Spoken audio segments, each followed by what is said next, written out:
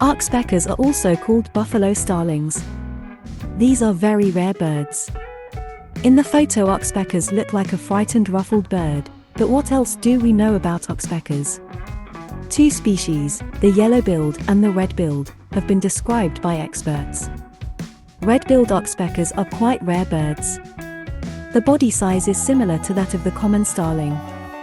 The legs and neck are short, wings are long, and the tail is pointed. Its wings, back, and tail are of a grayish-brown hue. Its abdomen is light. Its head is covered with brown feathers. The eyes are surprisingly beautiful, red in color, edged with a thin yellow stripe. The beak is red or yellow, thickened at the ends.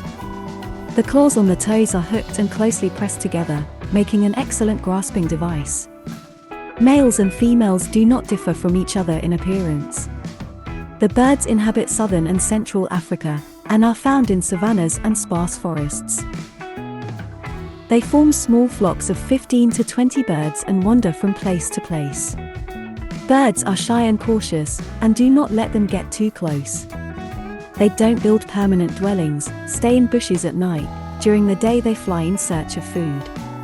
The flock has a well-functioning warning system. Having detected a danger, birds immediately warn of an approaching predator not only their congeners, but also other animals that have time to react in time and hide. Sharp voice of oxpeckers is well distinguished by many herbivores and associates the bird's cry with the appearance of a dangerous enemy. Like other starlings, oxpeckers eat insects. Except that they gather their food not in the grass or among the leaves, but on the bodies of animals living in the vast African savannas. The skin of rhinoceroses, hippos, and antelopes is literally full of various parasites that drink the blood of warm-blooded mammals. And horns and hooves are not a device to get rid of pesky lodgers. Oxpeckers feel great when they're on a giraffe's body. Gadflies, fleas, ticks sit on the backs of poor animals and torment them with their presence and desire to drink their sweet blood.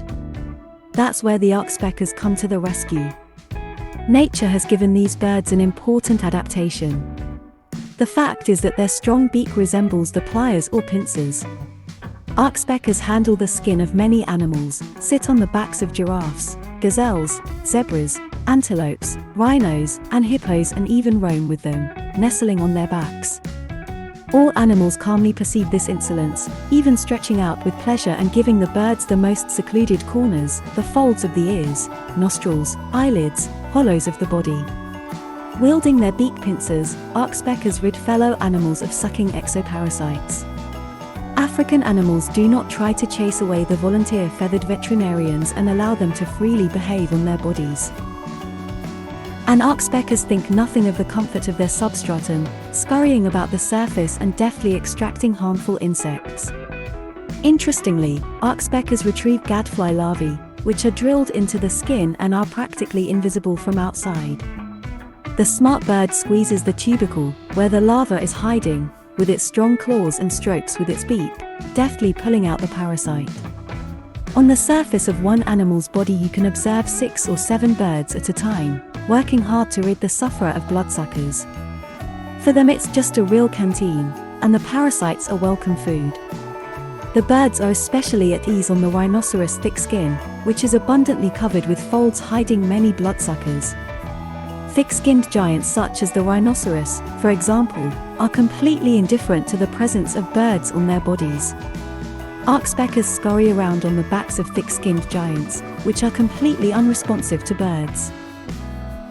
Wherever the rhinoceros goes, there are sure to be several oxpeckers sitting on its back, as if it were a tree or a nest. And for the animal from the oxpecker's double benefit, getting rid of parasites and warning of danger. And so they live peacefully, one to feed, and others to heal. Sometimes oxpeckers catch insects in the grass and eat juicy fruits. The birds breed once a year, in different areas at different times. The male attracts the female with a simple song, sings it sitting on the rhinoceros back, and mating takes place there. Oxpeckers nest in a rocky crevice or in a tree hollow. The female lays 3 to 5 eggs, colored pale blue. The birds feed their young with parasite larvae, which are extracted from the bodies of large mammals.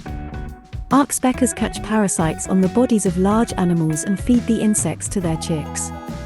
When they are older, the chicks do not leave their parents, but join the flock and lead a nomadic life in search of food. Oxpeckers nest once a year, but the breeding season in different regions is at different times. During the breeding season, the male performs an uncomplicated song right on the back of the animal, and mating takes place here as well. The nest is located in a tree hollow or rock crevice. A clutch of oxpeckers contains 3 to 5 pale blue eggs. The parents feed their chicks with parasite larvae. The young birds accompany their parents and join the common flock. In their natural habitat, oxpeckers have no enemies except large birds of prey. For humans, these birds do not play a significant role, but they provide substantial assistance in ridding domestic animals of parasites. Getting rid of parasites from ungulates, buffalo starlings peck the animal's skin. Sometimes the birds drink blood. Locals have the opinion that oxpeckers do harm by pecking at the wounds of cattle. Perhaps, the birds are too diligent to treat skin lesions and the area of the wound increases, but the role of these birds as sanitarians is obvious.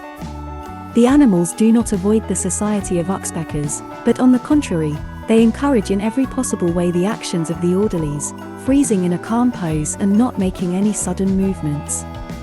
Besides, birds provide another kind of service to animals. If a bird notices a dangerous approaching predator, it immediately raises the alarm and the resting animal quickly reacts to the appearance of the predator.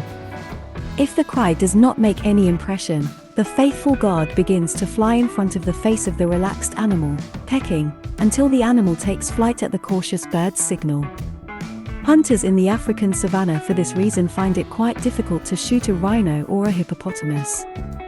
A reliable guard is always on guard and will warn a gaping animal in time.